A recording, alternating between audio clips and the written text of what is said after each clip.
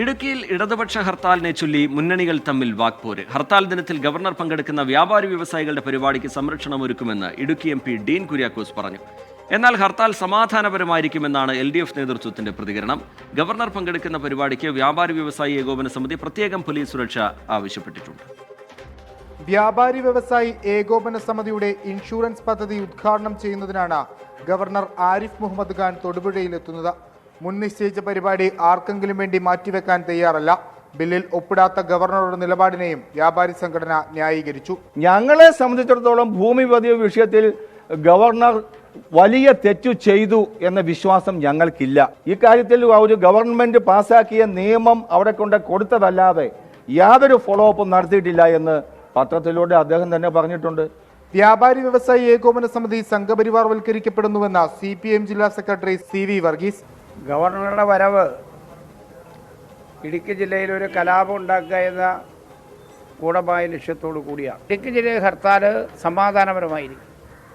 വളരെ ശക്തമായ പ്രതിഷേധം ഉയർന്നു. LDF ഹർത്താൽ പരിഹാസ്യമെന്നും വ്യാപാരി വ്യവസായികളുടെ പരിപാടിക്ക് സംരക്ഷണമൊരുക്കുമെന്നും ഡീൻ കുര്യാക്കോസ് MP.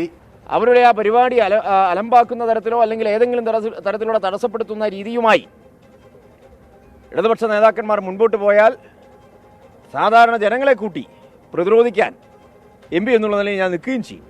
ഗവർണർക്കെതിരെ പ്രതിഷേധമുണ്ടാകില്ല. ഹർത്താൽ സമാധാനപരമായിരിക്കുമെന്നും LDF ജില്ലാ നേതൃത്വം വ്യക്തമാക്കി. ശബരിമല തീർത്ഥാടനം തടയുകയാണ് LDF ഹർത്താലിന്റെ ലക്ഷ്യമെന്ന് BJP ആരോപിച്ചു.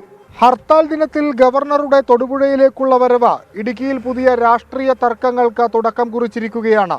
ഒപ്പം ഭൂപതിവ് ഭേദഗതി ബില്ല് വീണ്ടും ചർച്ചയാകുന്നു. ഇടുക്കിയിൽ നിന്ന് വിഷ്ണു സുരേഷ്, 24.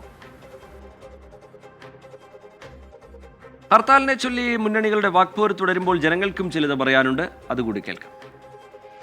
പ്രതിഷേധം അത് കാരണം പുള്ളി ബില്ല് ഒപ്പിട്ട് കൊടുത്തല്ല ബാക്കിയുള്ള കാര്യങ്ങൾ നീങ്ങത്തുള്ളൂ. ഗവർണർ ഈ ഇതിൽ ഭൂനിയമ ഭേദഗതിയിൽ ഒപ്പിടാത്ത സാഹചര്യത്തിലാണ് നമ്മുടെ സർക്കാർ ഈ തീരുമാനത്തിലെത്തിക്കുന്നത് ഹർത്താൽ വെക്കാൻ. അതിനെ ഞാൻ അനുകൂലിക്കുന്നു. നമുക്ക് ഒരു പട്ടയമൊന്നും ലഭിക്കുന്നില്ല.